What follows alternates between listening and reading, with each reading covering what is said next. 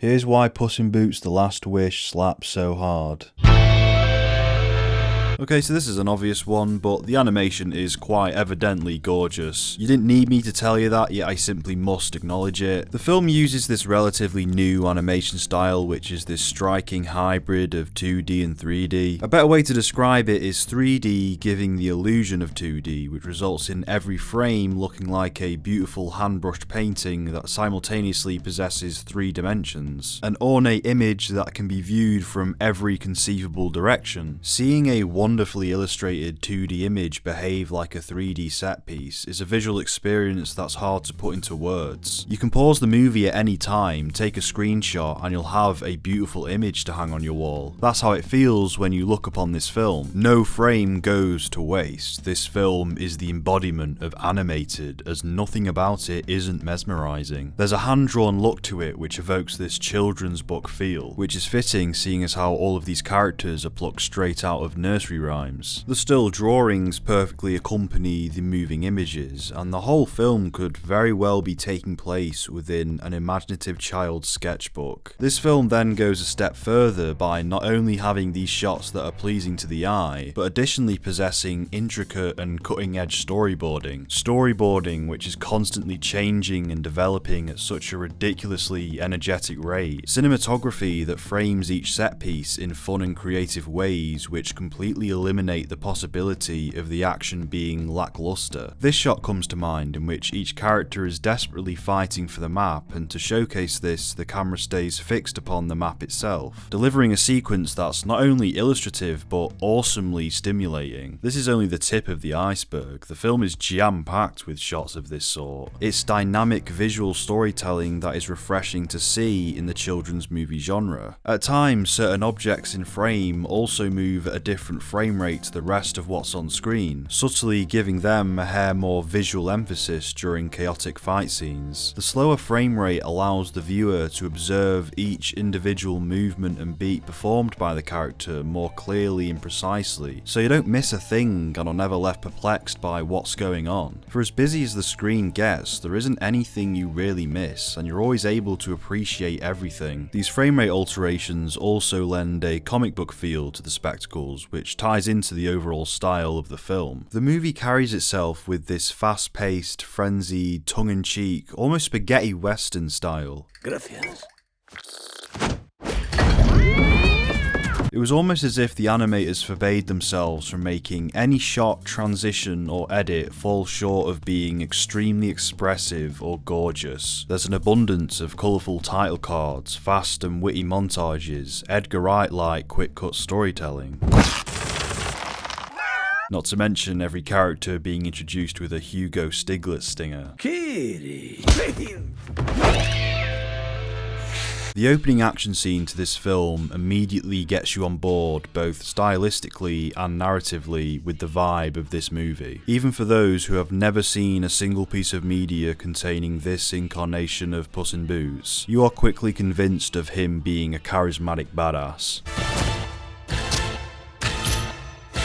Failing that, you were at the very least blown away by how intricate the fight choreography is and the overall attention to detail of the filmmaking. For instance, here, the giant's footsteps play in harmony with the music.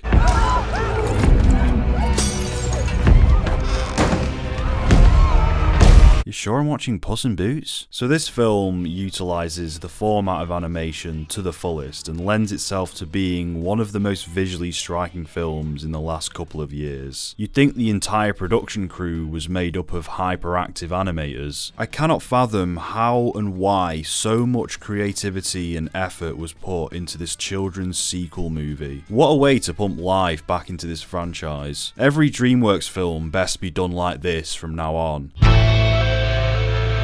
This film dances at the threshold for what is allowed in a kids movie. In an era of overly safe, crowd-pleasing features for babies, it was shocking to see a film like Puss in Boots be so brazen and daring. And I'm not just talking about being edgy for its own sake, as the level of grit that this film goes to complements both the humour of the film as well as the themes. Big Jack Horner is a villainous character who's supposed to be so evil that it's laughable, and the degree of cynicism that this film is allowed to plunge to aids this storytelling beat. Pretty boss flamethrower, right? His character was genuinely hilarious due to how outrageously maniacal he was. You're not gonna shoot a puppy, are you, Jack? Yeah, in the face. Why? The edge allowed it to be funny. It wouldn't have been nearly as amusing if they'd just gone for a tamer approach. There are so many memorable lines from Big Jack Horner that stayed with me due to how assaholic this dude was. The writers had fun with making his character nothing but this irredeemable piece of shit, and it shows. He's funny for both kids and adults. Don't be near where I'm flamethrowing! The entire movie embodies this irreverent spirit, this we're not asked about what the parents will think attitude. The multiple instances of bleep swearing alone is a testament to how audacious this film is willing to be. Oh, I've been called all kinds of things. Dog, bad dog, stupid dog, rat face, butt nugget, for brains, you know, that sort of thing. Not to mention the many offhand references to straight up murder. You know, it took a lot of murdering to get this. There's no baby terminology here, no censoring of the word kill. This isn't a matter of game ending someone, this is a matter of death. Straight up. This is all such an endearing sentiment for children who are all about rebelling against authority, doing things you aren't allowed to do, and laughing at serious things. Cinema is not supposed to be the same as school. Cinema is the domain of art, and art should be able to be more free-spirited and mischievous if it wants to be. It's being risky rather than overcautious. Is this a little too much for kids? I don't know, let's experiment. And the risk clearly paid off, seeing as though this film received mass acclaim from both critics and casual audience members. All I smell is bullshit. Aside from the comedy, The Last Wish also utilises this artistic freedom to add a whole lot more thematic weight to the story. Heavy themes and motifs such as suffering from panic attacks and coming to terms with your own mortality are in abundance here. During their first encounter, to illustrate how fearful Puss is of death, meaning both the concept and the character, the filmmakers have the wolf make him bleed. Actual blood in a kids movie, affirming not only how taken aback Puss is, but how much of a threat this character poses to our main protagonist. When we are watching movies, we aren't just supposed to be watching story beats unfold, we're supposed to be feeling them, and you feel Puss's terror as well as the sheer danger of this wolf character. What's the matter? Lives flashing before your eyes? This is blood, this has meaning, the wolf is relentless. To top it all off, Puss is so afraid of death that he abandons his dignity and escapes via an actual sewer. It did not take long at all for him to utterly lose his nerve. Every story beat in this film is so well enunciated by the gritty storytelling. Just in that one simple scene, you get a potent taste of this wolf character, what he represents to Puss in Boots, how ruthless and vicious he is, and why Puss should fear him so. I just love the smell of fear. It's good to know that it's still possible to feel actual emotions in kids' movies.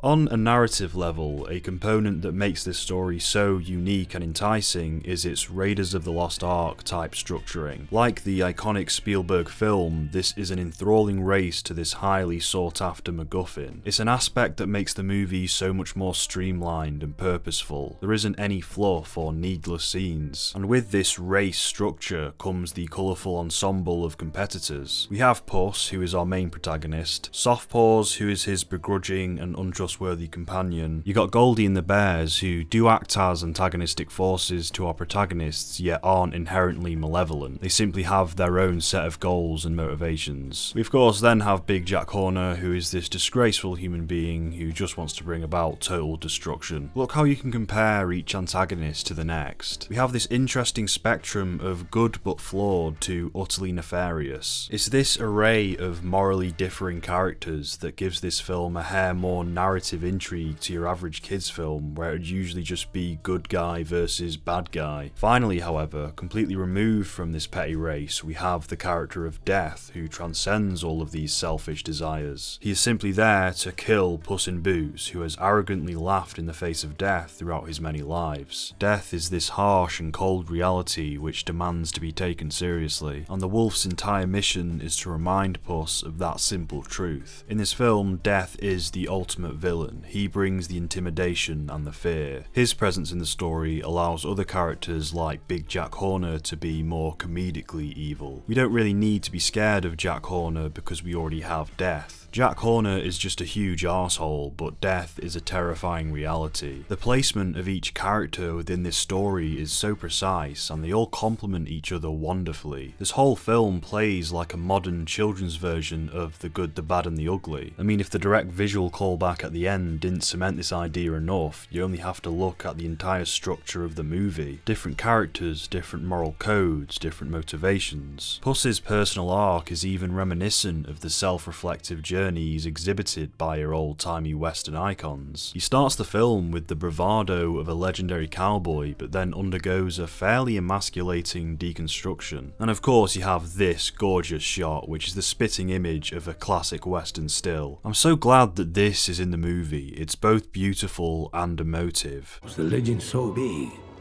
there was no room for anyone else?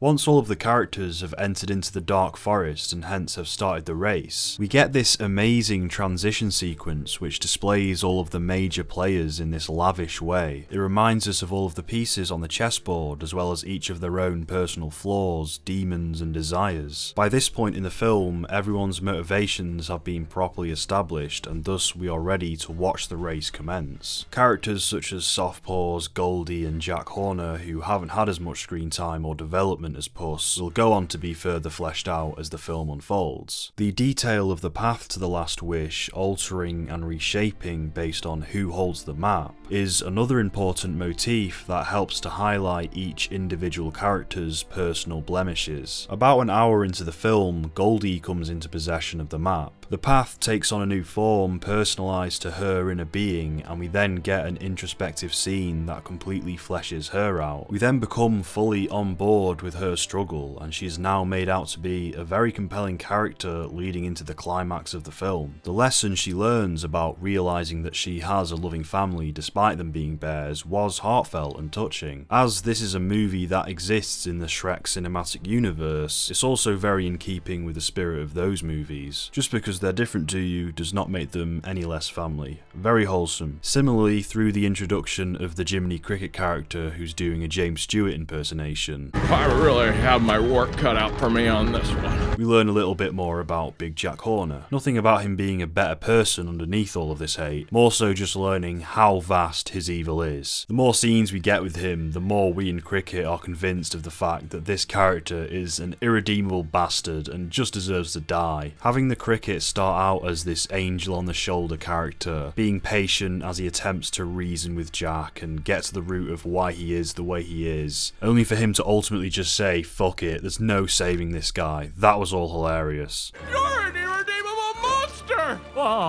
What took you so long, idiot?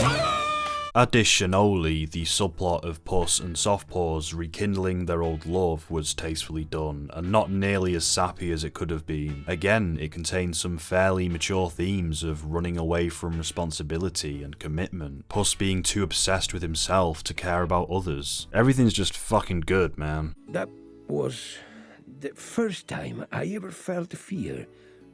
So I ran. And finally, there is the matter of the goofball sidekick, the therapy dog. Now, when I did originally see this character appear, I did get worried as this is such a tired kids movie trope. To have a small animal companion that's a little dumb, annoying and silly, a character who's supposed to be the comedic relief but really just proves to be irritating. Of all the things in the movie, this inclusion felt the most obligatory and corporate, something off a studio checklist. Thankfully, however, this character never majorly annoyed me, and their placement in the story is actually necessary for the themes that it's going for. He is the only character who is at peace with himself. He doesn't have any vain desires, there's nothing he craves, he's just grateful for what's around him. He represents purity, and that's a good archetype to have represented in this narrative. He's there to stand in stark contrast to the rest of the characters. When he touches the map, the path of the forest becomes paradisal and calm, and the message is literally to stop and smell the roses. They need to stop hastily pursuing this wish and be content with what's around them. It is quite corny and on the nose, but the film even acknowledges this through dialogue.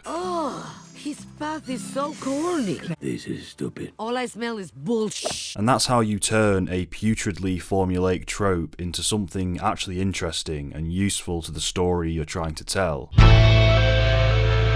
Now this film can be compared to Into the Spider-Verse, as it's essentially used the same kind of animation style. However, Puss in Boots has the better story. Spider-Verse's sappy and familiar story is its biggest detriment. Puss in Boots not only has the lavish animation, but it also has a fairly emotionally pungent narrative. I've already spoken about the heavy themes it deals with, but one thing that particularly struck me was the depiction of the Dark Forest. In literature, the Dark Forest has always been a metaphor for the unconscious mind. All of the vague and terrifying things about yourself that you aren't quite ready to know about await you in the forest. As mentioned before, it changes its form based on who holds the map. The obstacles it lays out are tailored to the specific demons and fears of each character, so every character has to take their own specific psychological journey down this path. They all have different wants and flaws, and each of them need to learn their own separate lessons. The danger and adversity that the forest lays upon your path is the exact kind of challenge you specifically need to conquer to become an improved version of yourself. Follow this enchanted chart.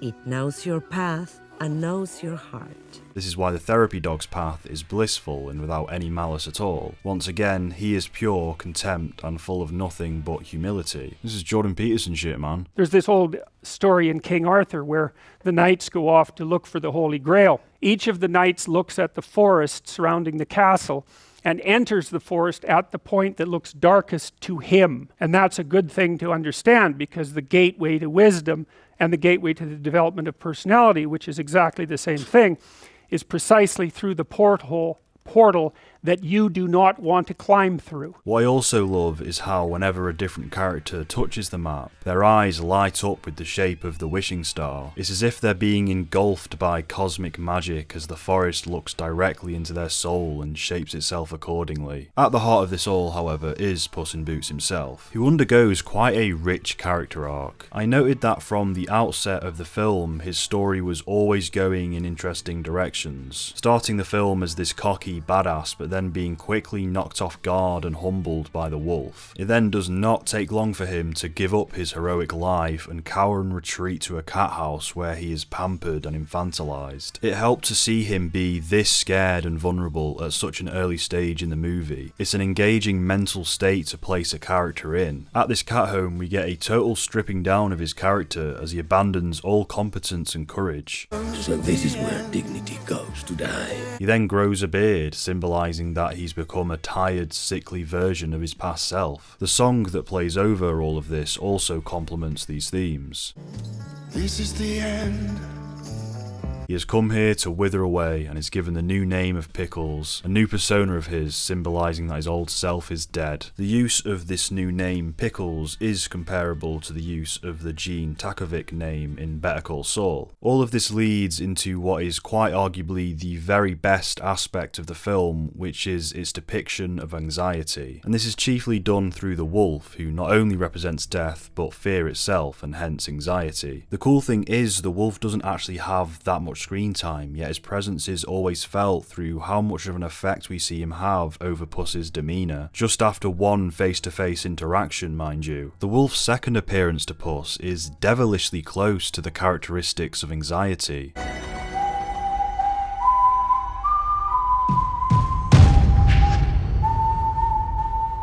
Here, Puss is at a high point, and all of a sudden, all of the joy and hope is sucked out of his surroundings once he glimpses death again. We get this shot imitating a dolly zoom as the background loses focus and the frame closes in around Puss.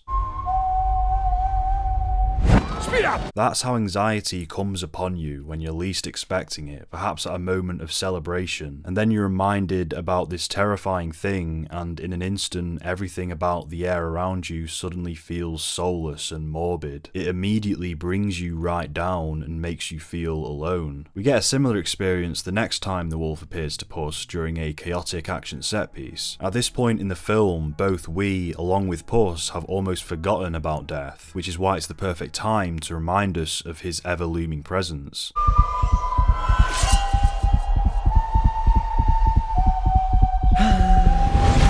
This time, Puss is so petrified at the sight of the wolf that he flees the battle, abandoning his companions in an impulsive fit of fear. Another thing that anxiety makes you do, it makes you disregard everything and everyone around you as you enter into this meek and overly protective state. There's an inherent selfishness that comes with this type of fearfulness. All of a sudden, you are only looking out for yourself. Puss runs to a nearby decrepit wood and experiences a very realistic and vivid panic attack.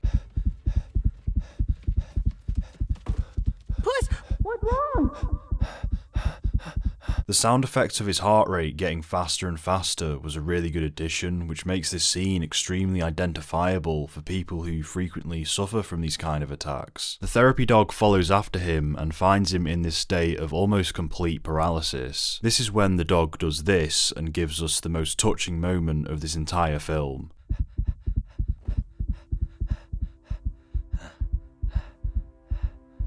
This scene may very well have been the key thing that cemented this as a great film in my mind. I was not expecting a Dreamworks film to take this direction and thus emotionally affect me in such a way, and this is why I'm glad that this sidekick character is in the movie. This is what he is for, this was the service he was supposed to provide for the story. The next time Puss encounters the wolf is when he finds himself trapped in the Cave of Lost Souls. The map peers into his soul once more and this cave manifests around him. In this cave, Puss is confronted by his 8 past lives, who are all literally 8 different personas. A lot like if Jimmy McGill were being confronted by the persona of Slippin' Jimmy. It's in this scene that Puss realises how he's lived all of these lives like a total jackass. After the character growth he's undergone throughout this film, he's now able to see through the hollowness of his old way of living. He sees how vain, selfish and arrogant he used to be. He's almost had a complete transformation, only he is still somewhat torn. We see this through the inner monologue he has with his 8 past selves. It's you that got small. Yeah, you changed, man. I hear he's best friends with a dog now. He doesn't even have a soul. Part of him is still tempted to go back to the glory days. Part of him feels like he's grown soft and weary as he's opened himself up to other people. He's almost purged all of his negative traits, but this was his last psychological hurdle. Become the legend again. Town to town. Party to party! Death then emerges from the shadows once more. I like the imagery of him shattering all of Puss's past personas, these people who are literally just thin reflections of a person, who think they're extraordinary yet evaporate with ease when death comes for them. It might also be a good time to mention the excellence of the wolf's character design, his keenly glaring red dotted eyes that are always locked onto Puss. Locked onto Pussy, am I right? Haha. And look at the size of him compared to Puss in Boots in this shot. It's such expressive storytelling. Down to his every movement and mannerism, he is precise, aggressive, calculated and merciless. The way he fights is ferocious but controlled, and it makes you feel overwhelmed and powerless on Puss's behalf. This is gonna be fun. And then you have his unique musical theme complementing all of this. Everything about his visual appearance to his very structural behaviour in the narrative is unflinchingly deadly. We should also mention Wagner Maurer's elegant vocal performance that was the perfect fit for this beastly creature. I'm deaf, straight up. That line is so emblematic of what this character is, an unyielding force of nature, a terrifying truth that cannot be corrupted or distracted by any earthly want or motivation. I'm deaf, straight up. It's such a badass line. Go ahead, run! Firing makes it more fun for me. This all leads to Puss's final confrontation with the living embodiment of death. At the climax of the film, where Puss finally disassociates from himself and comes to terms with who he is and what he was. He overcomes his fears, takes responsibility for his past mistakes, lets go of his ego and his old life, and allows himself to be judged by the wolf. No mortal stands above death. His past personas have been shattered, but from this destruction comes rebirth. When Death realizes that Puss is a changed man, he withdraws. I came here for an arrogant little legend who thought he was immortal. But I don't see him anymore. He no longer sees a boastful egomaniac who thinks he can escape death. He sees a man who has come to terms with his own mortality and is humbled by this fundamental truth. You know we will meet again, right? Sí, hasta la muerte. Death is not a concept to be taken lightly, and a life is not something to be squandered. The wolf walks away, the two foes now having a mutual respect for one another. Puss will now go on to live a much more meaningful and responsible life with his new friends who he has allowed himself to open up to. Puss wins not through combat but through deep psychological introspection, the purging of his negative personas. And what a way to end a children's movie with such a philosophically rich character arc. I know I can never defeat you, Lobo, but I will never stop fighting for this life. And remember to fucking subscribe. Oh, so there you have it. Puss in Boots, the cinematic masterpiece. It's also worth noting that as a film it completely stands on its own. You don't need to see the 2011 movie. It's a one and done movie, you can watch it at any time and always get emotionally invested. I will unfortunately mention my one negative I have with the film, which is the famous Fearless Hero song is not nearly as iconic as I think it wants to be, or I think it's supposed to be. It's supposed to be like a cool, catchy song, and to me it's kind of just bland, but luckily it doesn't play too much of a part in the movie. Who's your favorite fearless? Anyway though, that's it. Do you agree with my hypothesis, or do you firmly disagree? No siree. And I just want to say, if you have stuck around for this long, thank you so much for watching, and you will all each be rewarded with a kiss on the lips. Not a kiss from me though, if that's what you're wondering, but a kiss from Bicho.